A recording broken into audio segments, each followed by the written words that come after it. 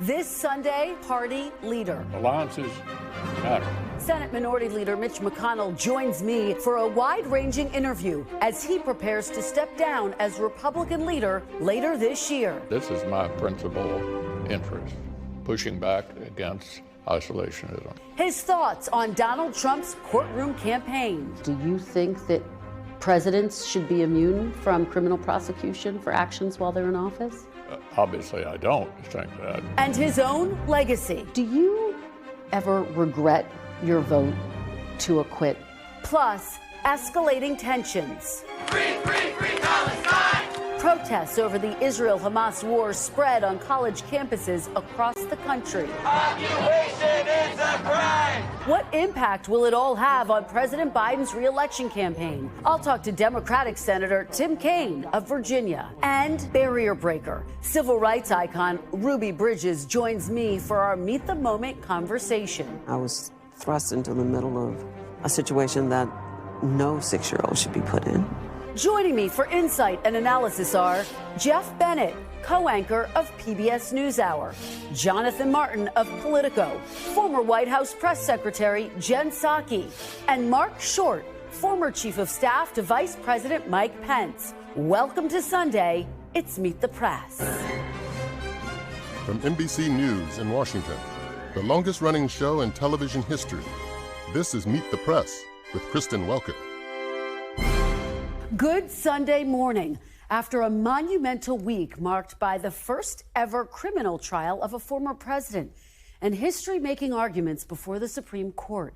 While Donald Trump sat in a New York courtroom on trial for 34 felony counts of falsifying business records, the Supreme Court heard arguments on Trump's claim of presidential immunity, which could reshape the future of presidential power.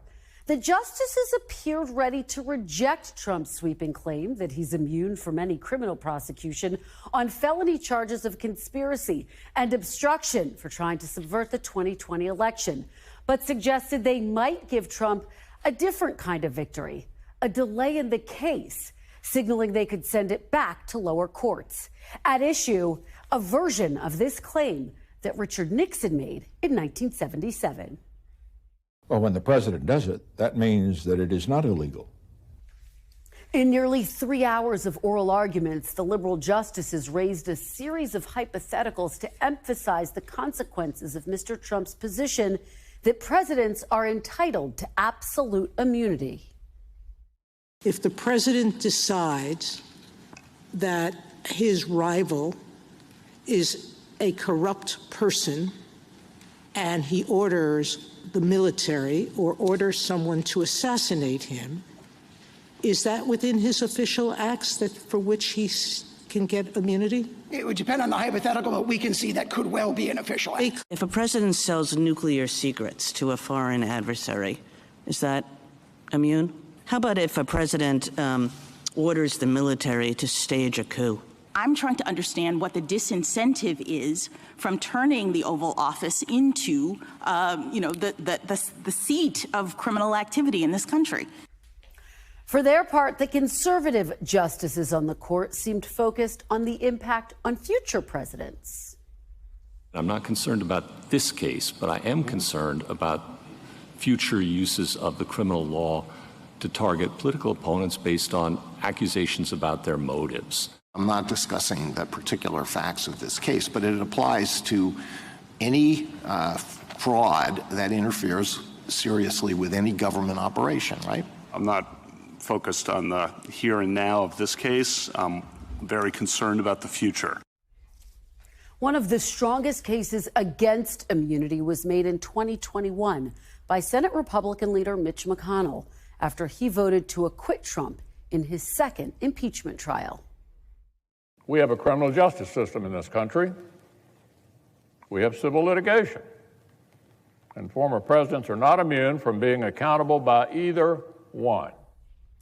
I sat down with the Senate Republican leader and discussed presidential immunity and a range of other topics, including the protests on college campuses nationwide and the recent aid package that was just passed for Ukraine. McConnell helped secure the deal in the Senate after a months-long delay and fierce opposition within his own party. I began by asking about his call this week with Ukrainian President Zelensky. What was your message to President Zelensky, and is this aid getting there too late to make a difference, Leader McConnell? I can only express my own view, which is that I'm with them. And I don't think we ought to try to force a settlement they don't want to make. I have the same view of Israel, for example. You know, the administration basically saying you ought to have an election. It's not our job to tell them, Democratic ally, whether or not to have an election. Or also, and I think we've done some of this in both these countries, trying to give them restrictions on how they fight the war. They're there, they're in the conflict. I don't think telling them how they ought to run their military operation is in our best interest or theirs. I want to get to the isolationism in your party, and I do want to get to the Middle East, but just on this point, do you think after this 6 months battle for aid to Ukraine, do you worry it's getting there too late? I think we need to stick with them. I think it's important to us. Look at all the good things that have happened to us as a result of this. Most of the money is being spent in the U.S. in 38 different states.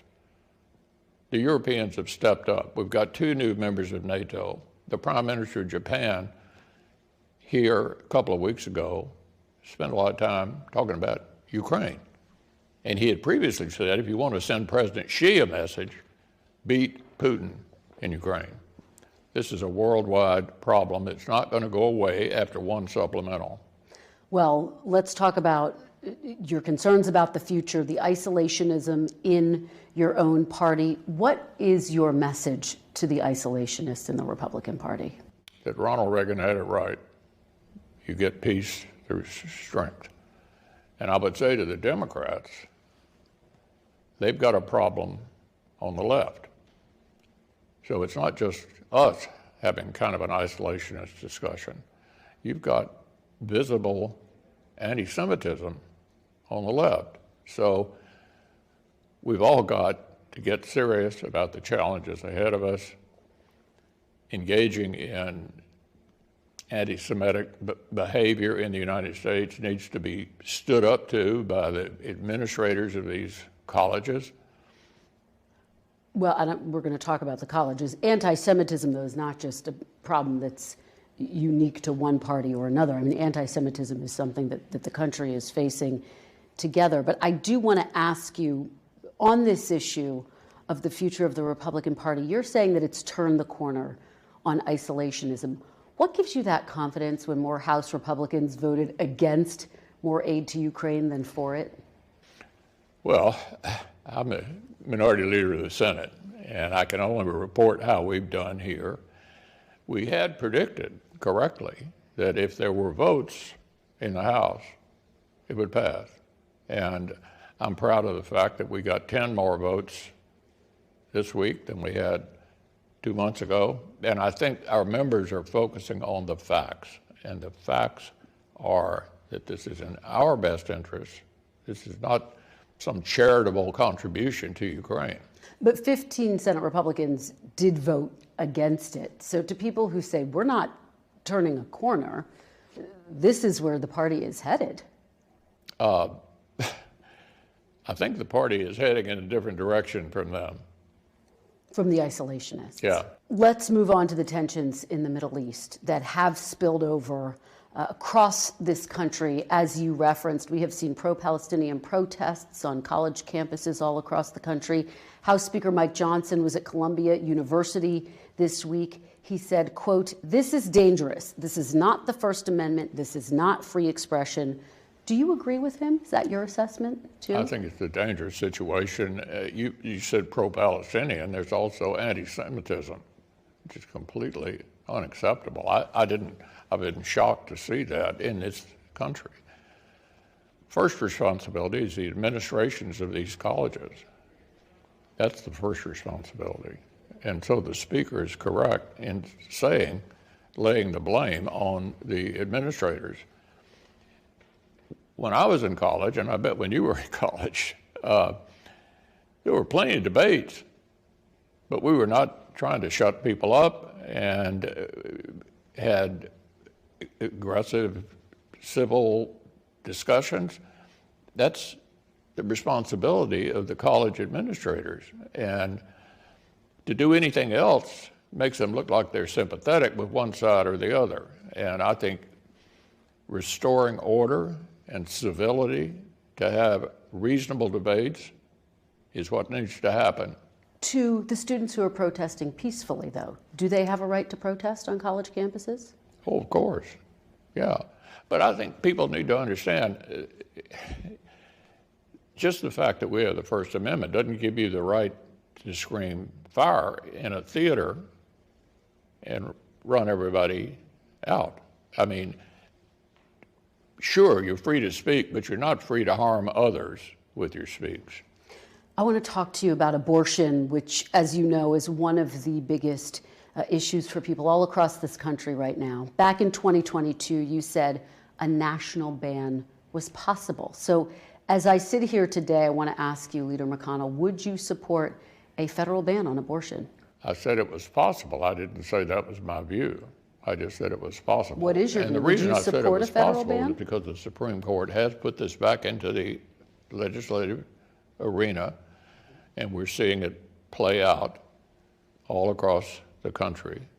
And I think in the end, it'll reflect the views of these individual states.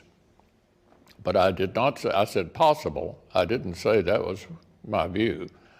I don't think we'll get 60 votes in the Senate for any kind of national legislation. I think it's a practical matter.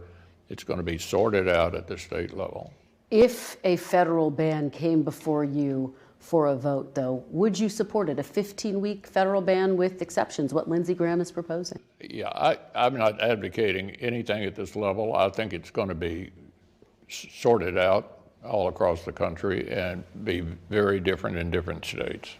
So you don't think a federal ban is likely? You think it's possible? I don't think any federal legislation is likely to get 60 votes in the Senate on any direction. When I talk to advocates, they say they want clarity from the Republican Party on this issue. Should the Republican Party take a stance on whether it supports a federal ban? At the risk of being redundant, it seems to me views about this issue at the state level vary depending on where you are. And we get elected by states. And my members are smart enough to figure out how they want to deal with this very divisive issue based upon the people who actually send them here. Let's talk about what's going on at the Supreme Court this week. In 2021, you voted to acquit Donald Trump in his second impeachment, saying on the Senate floor, quote, "We have a criminal justice system in this country. We have civil litigation, and former presidents are not immune from being held accountable by either one." As we sit here, Donald Trump's attorneys are arguing before the Supreme Court that presidents are immune from criminal prosecution for actions that they take while they are in office. Do you agree with that argument?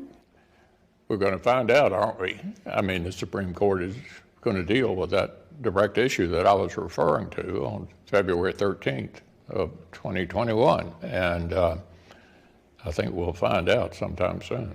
What do you think, Leader McConnell? Do you think that presidents should be immune from criminal prosecution for actions while they're in office?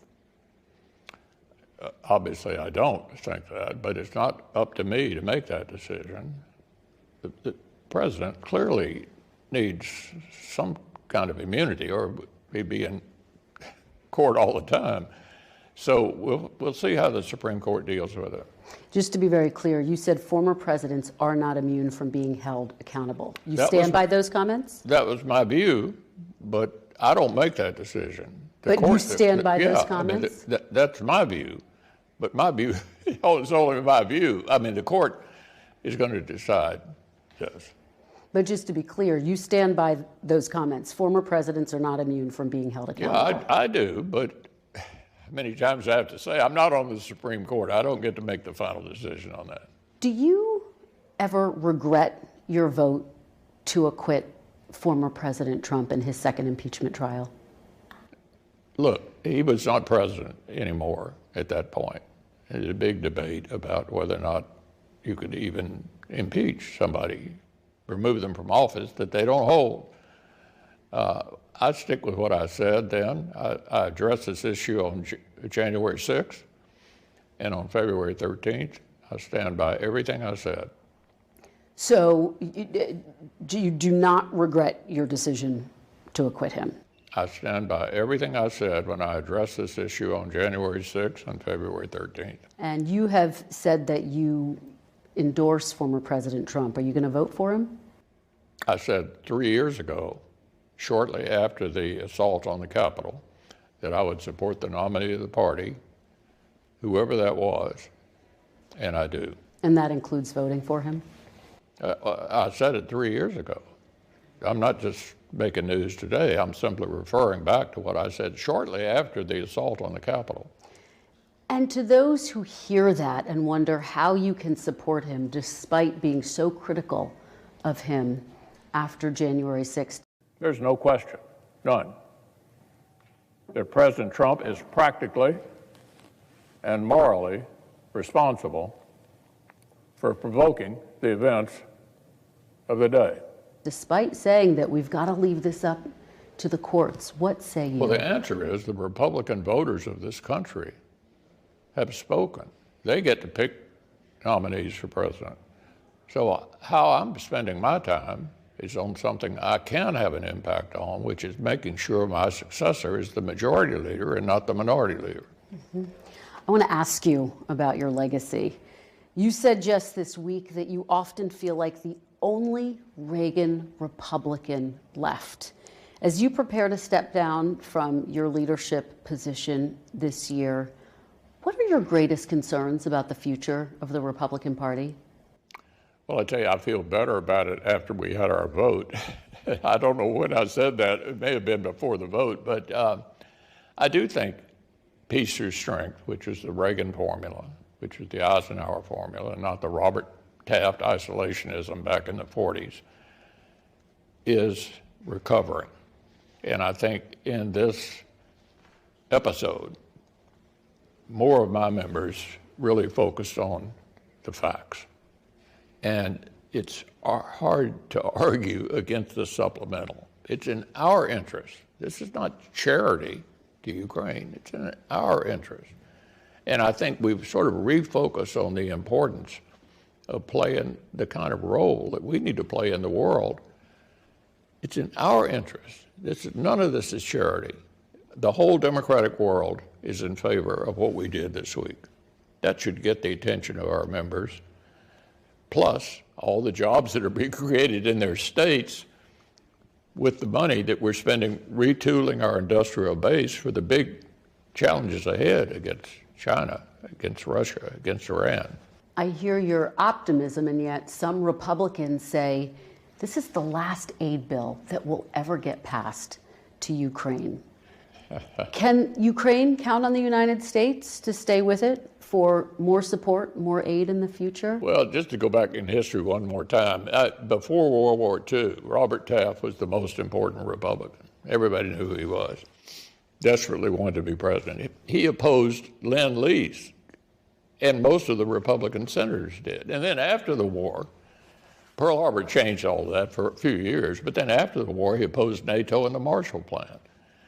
He ran for president in '52, fortunately lost to Eisenhower, who had a totally different view of America's role in the world and what we needed, the role we needed to play. So we've had a tendency to be isolationists when there were Democrats in the White House. But I think, in fact, if you look at the condition of the world right now, it's actually more dangerous than before World War II.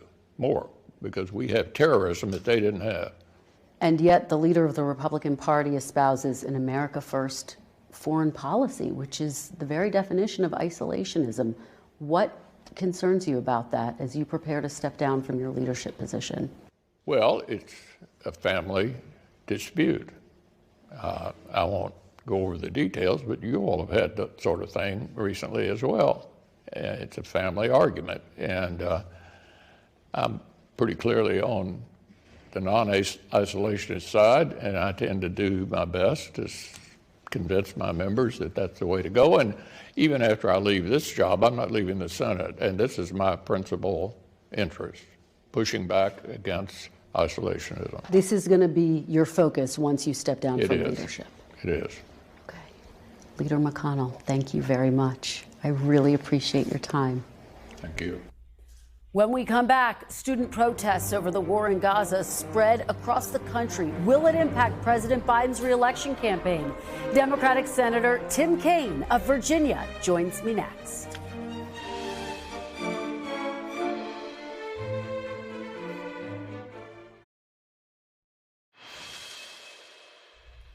Welcome back. Colleges across the country are grappling with growing tensions over the war in Gaza as protests spread.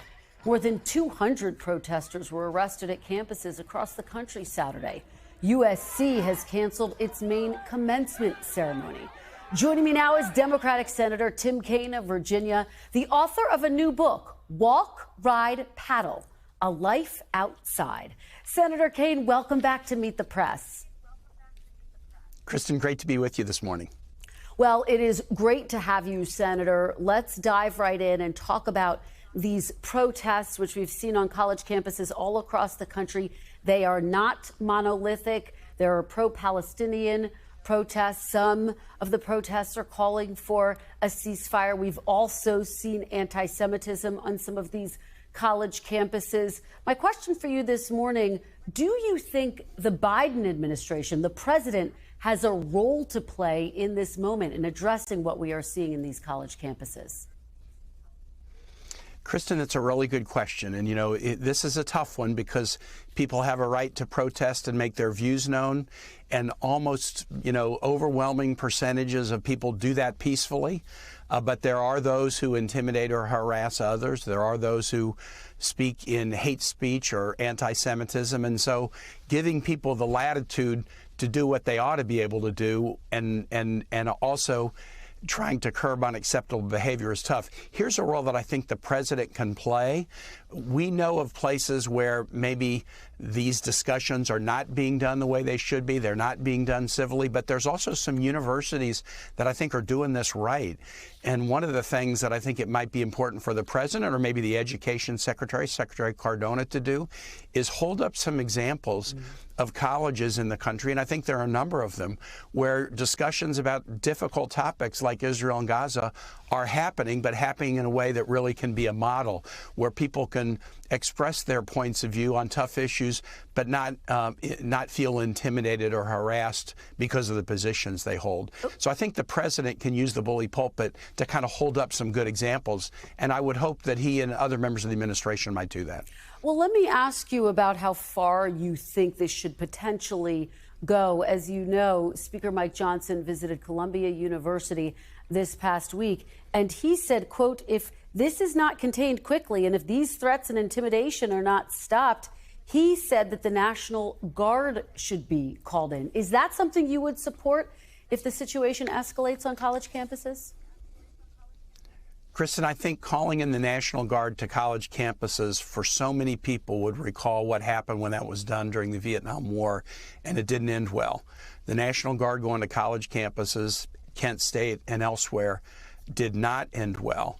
And I think that would be a very, very bad idea. I think there are other ways, using campus security, but also, again, offering students more opportunities to have dialogue that is civil and constructive, where people hear one another. That's by far preferable. So no, I do not think the National Guard is a solution to this. I want to ask you about the policy now of what is happening in the Middle East. You voted this week for a foreign aid bill that will send more aid to Israel. It includes about $9 billion in aid for military weaponry. I want to play you something that your colleague, Senator Bernie Sanders, had to say. Get your reaction on the other side. Netanyahu and his extremist government are clearly in violation of U.S. and international law, and because of that, should no longer receive U.S. military aid. Is he right, Senator? What's your reaction? So two things. Senator Sanders voted against the aid package, which was Ukraine aid, Israel defense aid, but also Gaza humanitarian aid. I voted for the package because we need to defend Ukraine. And look, I think the U.S. needs to help Israel defend itself. You saw, I think it was 2 Saturdays ago, hundreds of missiles and drones fired by Iran to attack Israel on its soil. And the U.S. and other nations helped Israel defend itself so that that did not cause damage in Israel, which would only have led to an escalation. So I believe we do need to help Israel defend itself from those who would annihilate it, Iran, Hamas, Hezbollah, and others. But we also need to lean on Israel, and we have been doing it increasingly publicly, to allow more humanitarian aid to Gaza, and that was in the package we voted for on Tuesday, to do what they can to reduce civilian suffering. The most important thing, Kristen, right now that we all need to reach is we need to reach a ceasefire and hostage release. Release the hostages, get into an extended ceasefire. That will then de-escalate violence in the region. It will enable us to get more humanitarian aid to Gazans, and it will open up this discussion that is long delayed about a future for Palestine, a future that was promised in 1948 but that's never been realized. Senator, I want to ask you about your book, Walk, Ride, Paddle. I have it right here. You say in one section of the book, 2016, when you were then Secretary Clinton's running mate, taught me some painful lessons about a country I thought I understood. What are the lessons? How do they apply to this election, particularly when President Biden is losing support among young voters over this very issue we're discussing, the war in the Middle East? A couple of things that I learned along the way, Kristen. I embarked on this Virginia Nature Triathlon when I turned 60 and celebrated 25 years in public life. 2016, one of the things I learned pretty powerfully is there's still a double standard affecting women. Look, I knew that intellectually.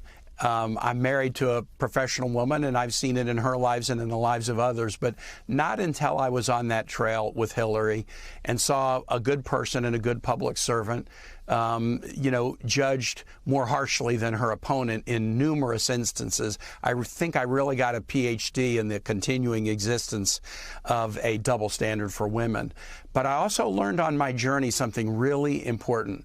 We are polarized in this country in politics, Joe Biden or Donald Trump or Israel or Gaza. There's a lot we disagree on, but we need to remember, without sugarcoating that, there's also a lot of areas where we agree. In nature, you find unity. You find Democrats, Republicans, and independents who all have their favorite place to go to watch a sunset or stream to fish in. And as Americans, we can't sugarcoat the issues that divide us, but we also need to remember there's a lot of things that we have in common. And I found that on my Virginia Nature Triathlon. Well, it is a pretty profound message. It is a good read. Senator Tim Kaine, thank you so much for joining us, for your insights this morning. We really appreciate it. You bet. Thanks, Kristen. And when we come back, as Donald Trump's criminal trial played out in New York this week, his lawyers argued to the Supreme Court that a president might be immune from prosecution even if they try to overthrow the government. Stay with us. The panel's next.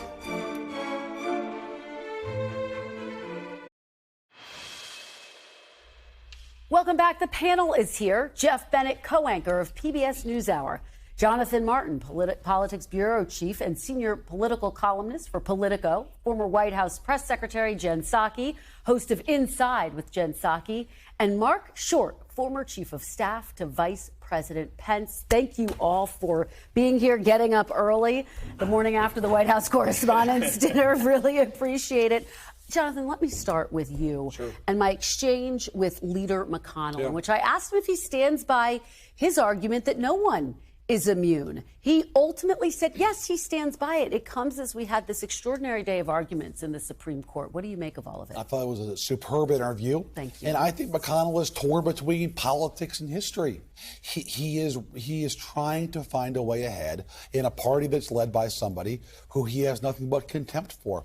McConnell thought Trump was discredited after January 6th. I know he thought that because he told me so that night. And that has proven to be wrong. And McConnell is now stuck in the the shadows of his career with a nominee and maybe a president who he finds contemptible and who he has profound disagreements with on policy issues like national security. And he makes that point to you, that in the end of his career, he's going to fight this fight on national security because that's what he is trying, his legacy is trying to keep that Reagan flame aloft and fighting Trumpism the best he can, and frankly, the only way he can, which is national security. Yeah, it's just fascinating that he says he's going to dedicate his time to that. Mark, let me turn to you. You were obviously there with former Vice President Mike Pence on January 6th at the Capitol. You've testified before the grand jury, but I'm curious for your take because it seems as though, based on what we heard at the Supreme Court, it is very likely this case is going to get kicked back to a lower court. That could mean a delay. That likely means that this case won't go to trial before Election Day. What are the implications of that? Well, Kristen, I think that most voters have made their decisions at this point, and I think that the president's actions on January 6th, he should be held accountable to the voters. I'm not sure that we should be looking for the legal system to render a verdict there beforehand. I think the reality is that from the court's perspective, this is a novel case. I think it's understandable, the process, but I think the American people should hold him accountable. And I also think, candidly, that I think Mitch McConnell has been entirely consistent on this. I do think, despite the president's, I think, dereliction of duty on January 6th and many of the advisors around him, at the end of the day, you don't want to be impeaching former presidents when you have a whole weight of the government prosecuting. You don't have a White House counsel's office to defend you. I think that'd be a terrible precedent. Can I just add on the McConnell interview, which I thought was also very well done? You. I mean, he said a lot of things that a lot of people in Congress would probably agree with on a range of positions. However, he struck me as quite passive for a person who is not passive. He's not a wallflower. He's the Senate Minority Leader. He's jammed through Supreme Court justices. This guy is not shy. And what it told me is that he is struggling, as Jonathan referenced, with this. I want to be speaking out against isolationists. I want to talk about who we are as a country, but I don't want to touch Trump. And the problem is Trump's views, he's the leader of the party. He is an isolationist. It's intrinsically tied to your success in that effort. Jeff, what about that argument, which I tried to make at the end of the interview? You're saying you're turning the corner on fighting against isolationists. The leader of your party right now is espousing an isolationist view. And that was especially pronounced on the matter of January 6th, where we saw the majority leader at the time say that Donald Trump was practically and morally responsible for January 6th. But yet he voted to acquit, not once, but twice when he had the opportunity in those impeachment trials. And so, yeah, it's a huge issue. Certainly he's trying to preserve his role within the party and make sure that, as he said, that Republicans emerge victorious in the election. Well, President Biden made a little bit of news on the state of play this week when he was asked if he would debate former President Trump. Here's what he had to say. Take a look. I don't know if you're going to debate your opponent. I am somewhere. I don't know when. I'm happy to debate him. I've invited Biden to debate. He can do it anytime he wants, including tonight. Jonathan I'm curious for what Jen. I'm curious for what Jen Psaki's reaction would have been like if she was still in the White House when she heard President Biden blurt out during a live interview that he was going to debate, because Biden's folks don't want him to debate. They don't want to give Trump that platform and risk exposing Biden like that on national TV. Except I was thinking, if I was in my old job from 2 years ago, you also don't want him to say no, because no is weak and no is fear. So you have to say yes. They both have to say yes. Now, whether this happens, we all know there's lots of things that need to be negotiated. How many water cups tonight? It won't happen tonight. Kristen's not ready for it. By the way, if Biden does debate, I think it'll be a tell for us this summer that Biden's got ground to make up still. If he does agree to it, that's a reveal that he's got to come back still. One of the issues that they will undoubtedly both have to deal with if they debate, Jeff Bennett, is what is happening in the Middle East. We are seeing how fraught that issue is. It's playing out on college campuses all across the country with these protesters. As we've said, they are not monolithic in their messaging, but this is something that they have to grapple with. And we've seen President Biden try to calibrate his message. On the one hand, condemning anti-Semitism on college campuses. On the other hand, defending students' rights to protest. I talked with Biden allies who say that, yes, these protests are significant. It's unclear right now what the impact will be, in large part because the students who are actively engaged in these demonstrations, as the Biden campaign sees it, they are a subset of the electorate. And if he has any challenges with younger voters, it likely won't be on this issue of the humanitarian catastrophe in Gaza. It'll likely be on economic issues and the high cost of living and so on and so forth. But it really speaks to the ways in which President Biden has a challenge, really, in trying to keep together this broad, disparate coalition of voters. It's a precarious coalition from AOC to the Cheney family. They don't have a lot in common, and it's hard to keep them all on the same page. Well, and young voters, Jonathan, who he needs to turn out in force. Well, that's the real challenge. And you go to a place like Michigan or Wisconsin and just take the college towns there, Ann Arbor, Madison. If you can't keep those folks away from either a third-party candidate or staying home altogether, there goes Michigan and Wisconsin, and there goes the presidency. It's not more complicated than that. Yeah, Jen, a lot of people have noted President Biden hasn't come out and sort of made formal remarks about this yet. Does he need to? And to my point that I put to Senator Kaine, do you anticipate he's going to announce some executive action or policy on this? Well, he did announce he's going to go speak at Morehouse University in a couple of weeks, and that is risky. That is a significant decision. There will undoubtedly be protesters there. That in itself is a statement. I want to go in and be in the belly of where people are feeling this passion on campuses. I do think, just to echo what Jeff said, it's important when you're sitting in the White House and you're sitting on a campaign, you are very mindful of what you're seeing among young people on college campuses. What you're also mindful of is things like the Harvard IOP poll, where the economy and housing costs, that is the number one issue for young people in these polls. And you have to be mindful of that as well as people experiencing anti-Semitism across the country. Now, I do find it a little ironic when you have people like Mitch McConnell, who's like not talking about how Trump is echoing Hitler, talking about anti-Semitism of the Democratic Party. But that aside, it is an issue. So you have to factor in all those things politically and also factor in how you're going to win the war. End the war. I think that leaders of our higher education institutions are so collectively cowards today. I think the University of Florida has been a unique exception in which they've allowed both free speech and protection to students. And I find it fascinating to see how many LGBT people are aligning with the Palestinian protests when, under the rule of Hamas or most of the Muslim countries, they would be sentenced to death and killed. And yet in Israel, they would have the same rights of every other citizen. Yet they're aligning with the Palestinian protesters on most of these campuses. We have about 30 seconds left, but quickly, Speaker Johnson says the National Guard should potentially be called in. Senator Tim Kaine said that would be a huge mistake. I agree with that. But I think, let's stop and also reflect. There are 8 Americans still being held hostage, Kristen. Who are these protesters out there protesting against people who are actually... Well, many of them are protesting the 30,000 people who died in Gaza. But it is not a one singular-sided issue. And there was a ceasefire before Hamas attacked. It is a hugely complicated issue. We will continue to discuss and debate it. Thank you for a wonderful conversation. When we come back, President Biden shows his sense of humor at the White House Correspondents' Dinner. We'll have the highlights next.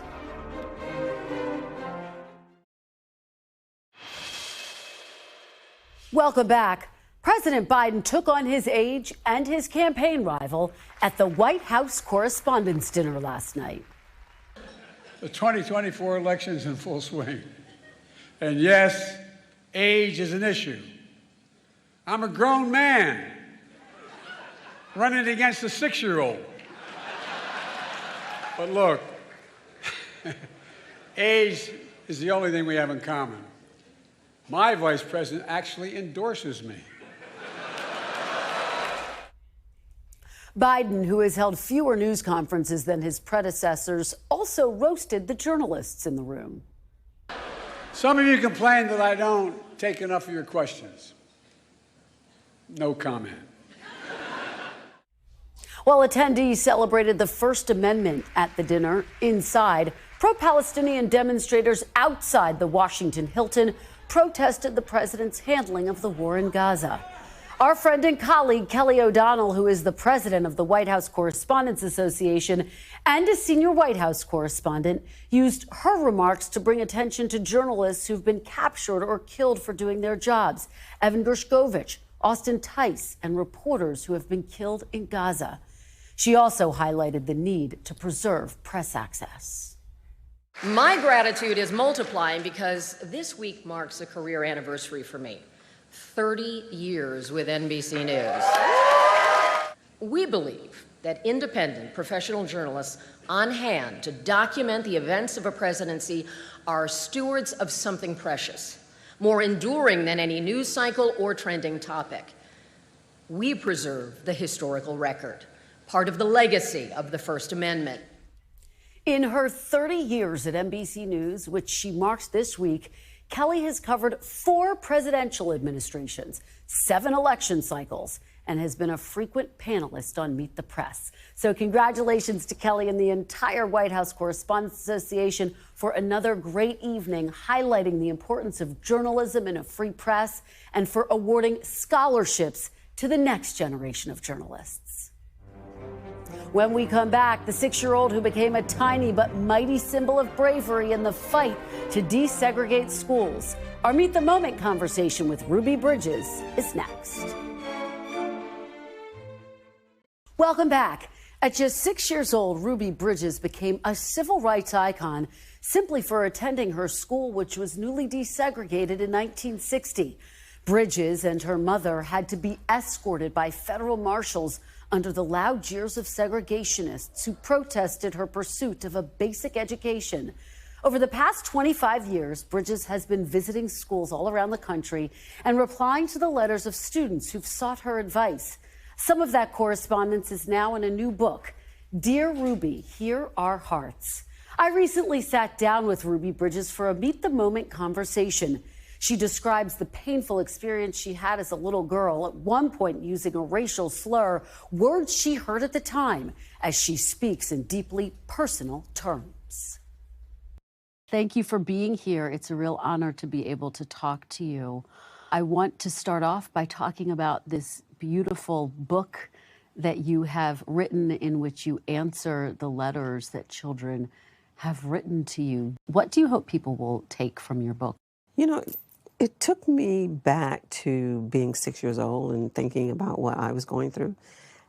And I think we as adults, we underestimate the minds of our little ones, because I know that I was having these really grown-up adult thoughts. I mean, I was thrust into the middle of a situation that no 6-year-old should be put in. And I was really thinking about all those things. And so when I started to read some of these letters, I thought, wow, things really haven't changed all that much. We are still underestimating our kids. They are still concerned about grown-up issues. And I heard their hearts. Take me back to what that was like for you when you were 6 years old. You were being escorted by U.S. Marshals into a school that was newly desegregated. You had to sit in a classroom all by yourself. What was that walk to school like for you? You know, my parents never explained to me what I was about to venture into. The only thing they said is, Ruby, you're going to go to a new school today and you better behave. And living in New Orleans and being accustomed to Mardi Gras, I mean, you know, we see that during Mardi Gras. Huge crowds screaming and yelling.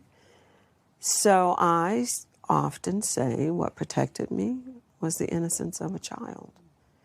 I thought that day I was venturing into a Mardi Gras parade. So I wasn't afraid. It took a while before I really found out that the crowds were out there for me. And that happened when I finally had an opportunity to meet another child. Tell me about that. Well, kids were being hidden from me. There were some white parents who tried to send their kids to school with me, but they were never protected by federal marshals like I was. So they had to cross that picket line, and they were being attacked. So even if they were not racist, it would probably be very hard for them to send their child. But they did, a few of them. And the principal was part of the opposition, so she would take them and hide them. So they would never see me, and I wouldn't see them. But once I got into the classroom and met these other kids, a little boy said, I can't play with you. My mom said not to because you're a nigger. And the minute he said that, everything sort of came into focus for me. That it wasn't Mardi Gras, that the crowd out there was out there because of me and the color of my skin. After you realized what these crowds were saying to you, how did you feel going to school every day, walking past them? What was that like for you? I would not really focus on them. I would blocked them out. And mainly because I loved school. I never missed a day. And that was because of my teacher. I had an amazing teacher who came from Boston to teach me. She was white. Barbara Henry. Barbara Henry. I mean, there were days when if you opened the window, because we didn't have air conditioning, you could hear them screaming and shouting and chanting. And she would go to the window and close the window and say, oh, today we're going to have music.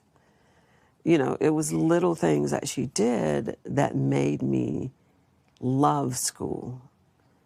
I knew that if I just got past the crowd, that it was a short walk and into the building, I was going to have a great day. What goes through your mind when you hear these debates unfold all in schools across the country about what should be taught, what should be read, what shouldn't be, access to books? What do you think about? Well, I think that's ridiculous. I mean, most of my books have been banned. And the excuse that I've heard them give is that my story actually makes, especially white kids, feel bad about themselves. But I believe that it's just an excuse not to share the truth, to cover up history. But I believe that history is sacred, that none of us should have the right to change or alter history in any way. Are you afraid that not just your history, but the history of civil rights is being threatened in this country? Yes. Those things are what we live with today. The history, all the subject matter that they want to ban, it's happening in the world. We cannot live in a bubble, put blinders on like it's not happening. And if we think that we are actually fooling our kids by banning books, oh my God, where are we really? Because kids have computers, they have so much information at their fingertips. I have to go to my grandbaby to say, tell me what's happened, open my phone, do this, whatever, all of us. So we're not hiding anything from our young people. If you could talk to the 6-year-old Ruby Bridges, what would you say to her on that first day of school? I would just say, Ruby, it's okay, don't worry. It's all going to be fine. It's going to work out. Ruby Bridges, thank you so much. Thank you. Really powerful conversation there. That is all for today. Thank you so much for watching. We'll be back next week because if it's Sunday, it's Meet the Press.